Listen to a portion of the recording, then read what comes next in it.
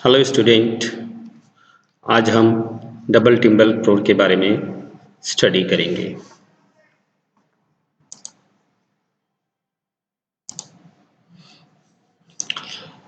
जैसा कि एग्जाम में जिस टाइप से क्वेश्चन आता है उस टाइप से मैंने यहाँ पास आप लोगों के लिखा है। Make a drawing for a given size of a room having timber floor. Draw plan elevation section and details to the mention scale. ठीक है।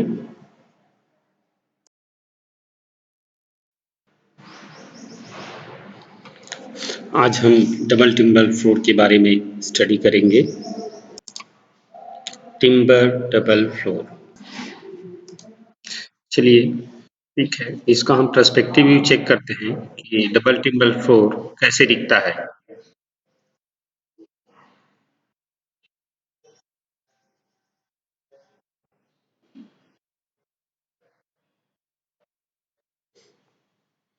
जैसे कि आप सब देख सकते हैं कि यहाँ पर जो मेंबर्स दिख रहा है, यहाँ पास ये जॉइस्ट है। जॉइस्ट को एक वुडन बीम बोल सकते हैं हम, और एक सिंगल जॉइंट जो है यहाँ से यहाँ तक का, इसकी जो लिमिटेशन है वो अप टू 3.5 मीटर तक। इसके कारण से हमें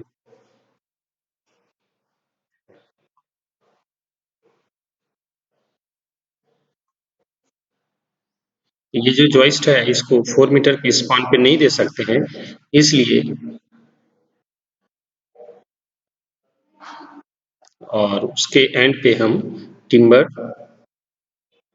प्लैंक प्रोवाइड कर रहे हैं।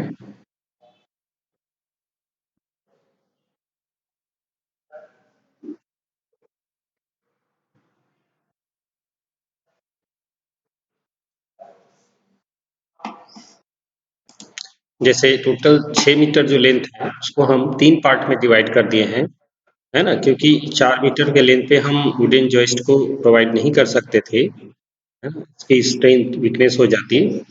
इसलिए तो उसको डिवाइड करने के लिए हम यहाँ बाइंडर यूज किए हैं। ठीक है, तो 2 बाइंडर यहाँ पास यूज किए हैं,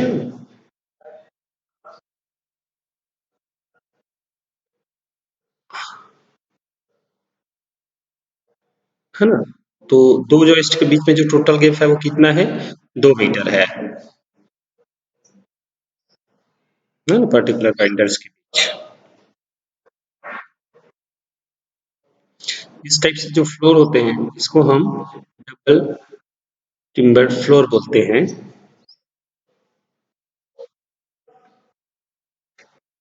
फर्स्ट में इसमें जो फर्स्ट मेंबर होता है जो वॉल पे रहता है वो बाइंडर होता है। सेकंड जॉइस्ट है। थर्ड होता है वुडन प्लैंक।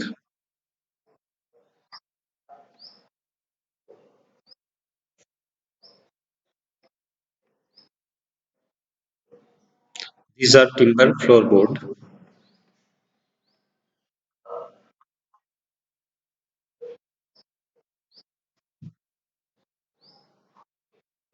टिम्बर बोर्ड जो रहेगा वो टॉप ऑफ फ्लोर पे रहेगा, है ना।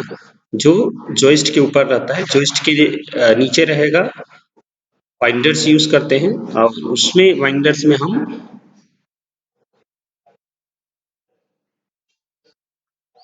वुडन प्लेट उस।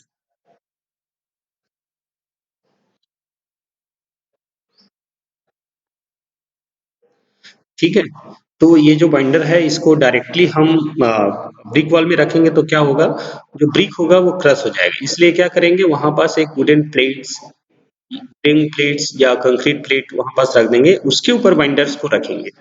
ठीक है। स्टोन, इसको स्टोन और कंक्रीट पैड भी बोल सकते हैं अपन।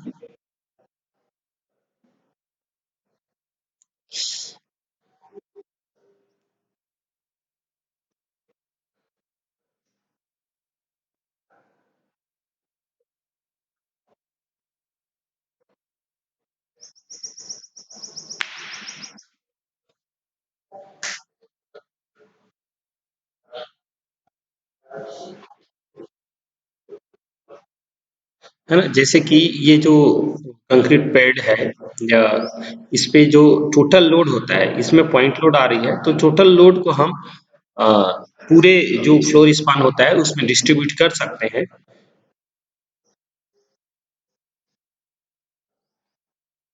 बाइंडर्स को चलो हम एक पर्पल कलर दे देते हैं यहाँ। बाइंडर्स जो रेस्ट कर रहा है किस पे कर रहा है? कंक्रीट पैड में रेस्ट कर रहा है, या स्टोन प्लेट बोल सकते हैं।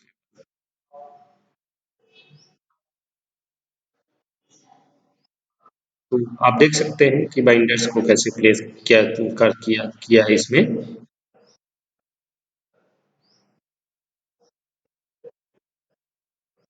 तो जॉइस्ट को चलो ग्रीन कलर से यहाँ पास एंगल कर रहे हैं, जिसको हम बाइंडर्स के ऊपर राइट एंगल्स में रखेंगे।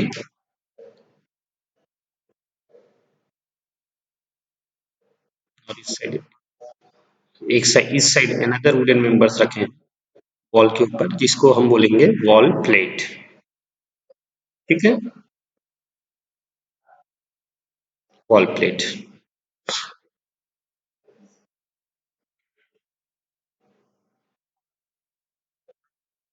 जो ग्रीन कलर है ये किसमें का है? ये वॉल प्लेट है।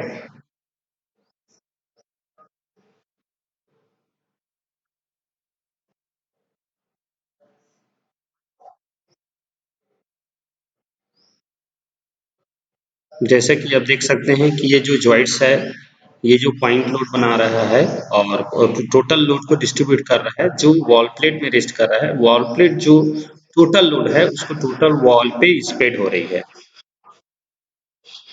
ठीक है, वॉल प्लेट में नॉचेस क्रिएटेड है, तो सो दैट,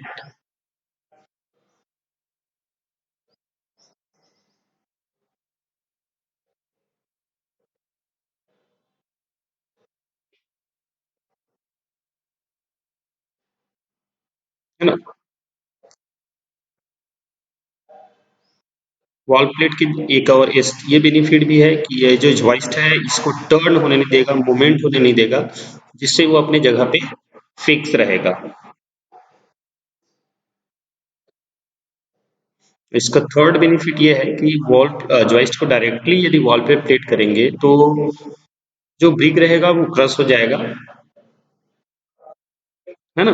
और फोर्थ बेनिफिट ये है कि जो जॉइस्ट है वो वुडन प्लेइंग को इवनली अपने ऊपर रखने में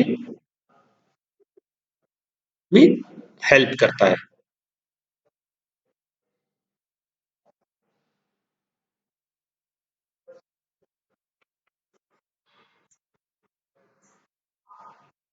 जो नोचेस होते हैं, जो जॉइस्ट के टॉप में जो रहेगा, डिफरेंट टाइप्स ऑफ जॉइस्ट में लेवल डिफरेंस हो सकता है। उसको नलीफाई करने के लिए ये जो वुडन प्लेट है उसको यूज करते हैं हम, ताकि जो जॉइस्ट का जो टॉप रहेगा वो इवन लेयर लेवल पे आए, एक ही लेवल पे रहे। Regions for wall plate is to uniformly distribute the load, to prevent overturnings of the joist, and third is level the top of the joist. ठीक है? The, that is why wall plate is required over here.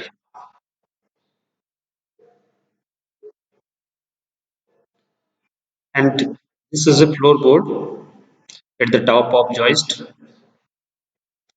चलो इसको भी एक Shyam colour करके आप लोगों को दिखा देते हैं। Floorboards are running at right angles to joist, और ये जो फ्लोर बोर्ड है आपस में एक टंग एंड ग्रूव जॉइंट्स को में आपस में जुड़ा हुआ है, टंग एंड ग्रूव जॉइंट्स में यूज हुआ है।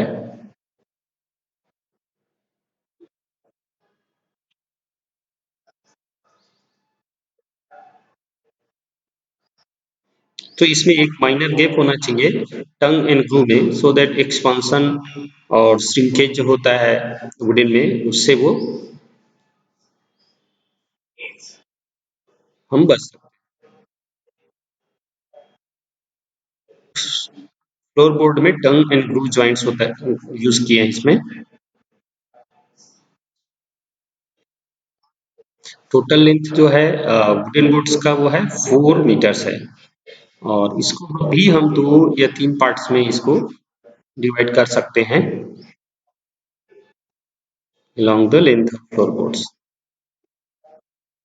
है ना, ज्वाइंट कहाँ पास लगेगा, जॉइस्ट के पास लगना चाहिए, ठीक है, जॉइंट्स के सेंटर में। इसमें कौन सी ज्वाइंट यूज कर सकते हैं, स्प्लेट ज्वाइंट यूज कर सकते हैं। इस साइड का जो डायरेक्शन रहेगा उसमें कौन सी ज्वाइंट यूज होगी, स्प्लेट ज्वाइंट।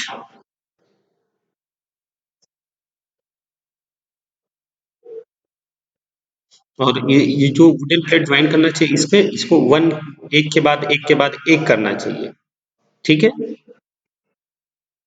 तो अल्टरनेट इसको उपयोग करने से ये प्रॉपर अपने प्लेस में फिक्स रहेगा और कोई परेशानी क्रिएट नहीं करेगा।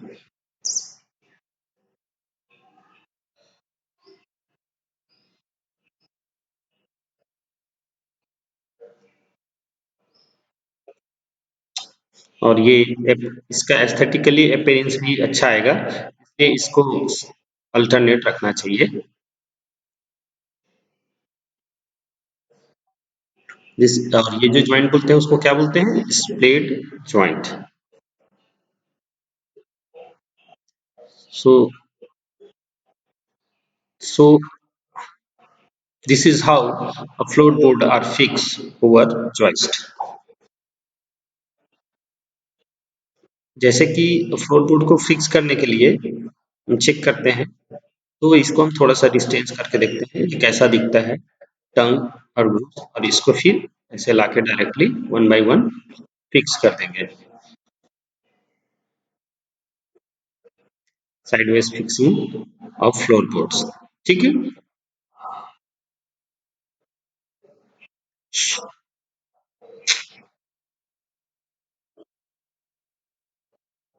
इधर पे भी हम वॉल शो नहीं है, पर इधर पे वॉल है ना। तो तो अभी ये 3D व्यूज दिखाने के लिए आप लोगों को ये शो नहीं हुआ है।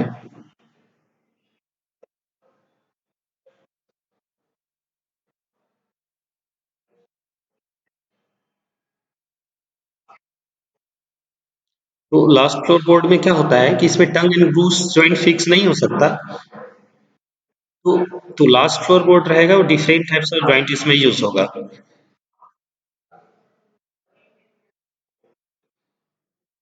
क्योंकि इसको साइड से फिक्स नहीं कर सकते हैं, जो लास्ट फ्लोर बोर्ड रहेगा उसको हम किधर से शिफ्ट फिक्स करेंगे, टॉप से, ठीक है।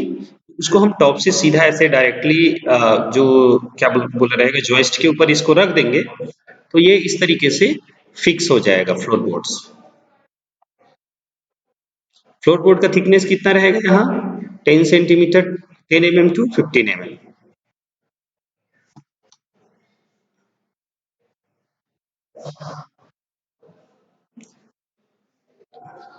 जैसा इस वीडियो में देख सकते हैं कि फ्लोर बोर्ड्स को कैसे फिक्स कर सकते हैं, साइड से फिक्स करेंगे, इसलिए जो लास्ट में है उसको साइड से फिक्स नहीं कर सकते, तो इसको हम टॉप से फिक्स करेंगे।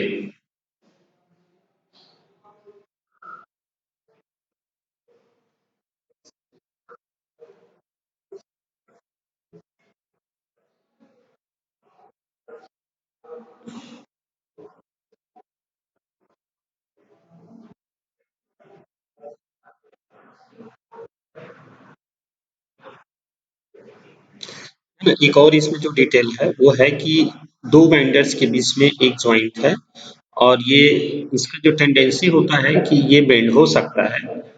तो इससे बचने के लिए हम क्या कर रहे हैं कि ये जो जिग जैग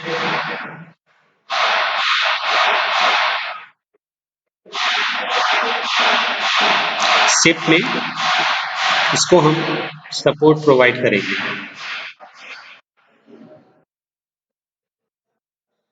जिसमें जिससे इसका साइडवेज बेंडिंग ऑफ जॉइस्ट जो है वो ना हो।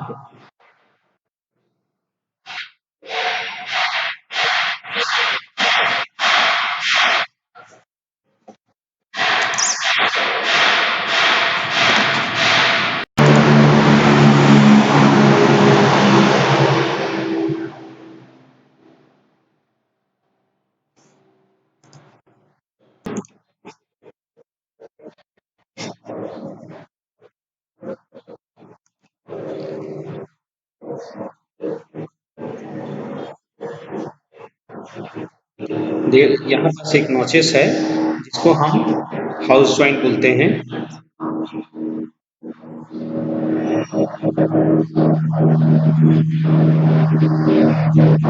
इसको लिफ्ट अप करके देखते हैं, इसको हाउस ज्वाइंट बोलते हैं। और इसको लास्ट यहाँ तक नहीं रखेंगे, इसमें थोड़ा सा यहाँ से यहाँ गैप रखेंगे, अराउंड 50 mm गैप होगा इसमें, है ना। अब जो बाइंडर्स में तो दो जॉइस्ट को फिक्स करने का जो टेक्निक्स है वो कैसा है, यहाँ पास इसमें इस तरीके से नॉचेस या कट करते हैं,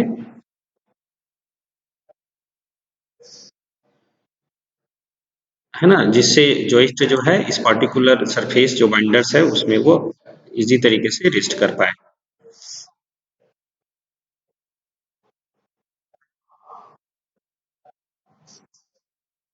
है ना। पार्ट ऑफ जो जॉइस्ट का जो पार्ट होता है वो इनसाइड बाइंडर होगा, ठीक है।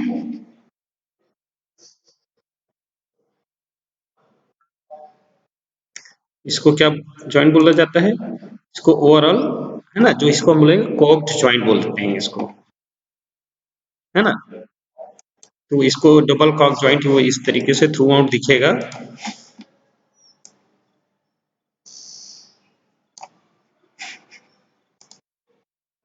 है ना। बाइंडर्स को जो जॉइस्ट को यदि हम यहाँ से रिलीज कर दे रहे हैं, ये ओवरऑल कैसा दिखेगा, जॉइस्ट कैसे फिक्स होगी इसमें। जॉइस्ट जो का जो गेपिंग रहेगा वो 300 टू 400 रहे,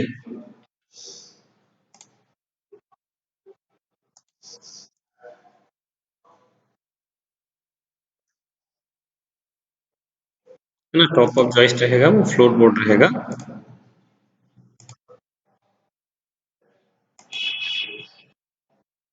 है ना। इसको हेडिंग बोन स्ट्रगिंग बोलते हैं,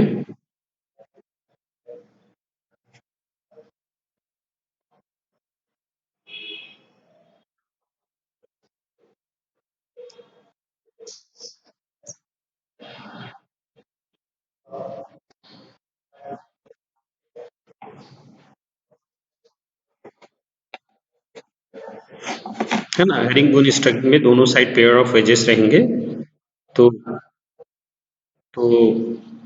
मेरे ख्याल से ये डबल टिम्बर फ्लोर का कंप्लीट डिटेल आप लोगों को समझ में आ गया होगा,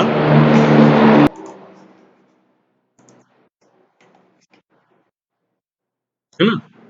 तो आज के लिए इतना ही, थैंक यू।